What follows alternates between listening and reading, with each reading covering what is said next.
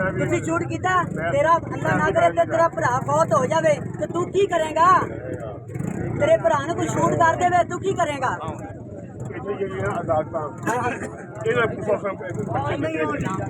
ਬੱਕਾ ਸੀ ਨਾ 250 ਬੰਦਾ ਮਾਰਿਆ, ਸਾਰੇ ਕਸੂਰ ਨੂੰ ਪਤਾ 250 ਬੰਦਾ ਮਾਰਿਆ ਸੀ। 250 ਬੰਦਾ ਮਾਰਿਆ, ਐ ਨਹੀਂ ਮਾਰ ਸਕਦੇ। ਪੁਲਿਸ ਹੁੰਦਾ ਜਾ ਲੱਗ ਗਿਆ ਇੱਕ ਤਰੀਕਾ ਹੁੰਦਾ ਯਾਰ ਮਾਰਾਂਗੇ ਇੱਥੇ ਆ ਕੇ ਮਾਰਾਂਗੇ ਇਨਸ਼ਾਅੱਲਾ। ਆਵਾਮ ਨੇ ਤਿੰਨੇ ਬੰਦੇ ਫੜੇ ਨੇ, ਇੱਕ ਪੁਲਿਸ ਨੇ ਭਜਾਇਆ, ਇੱਕ ਪੁਲਿਸ ਨੇ ਭਜਾਇਆ।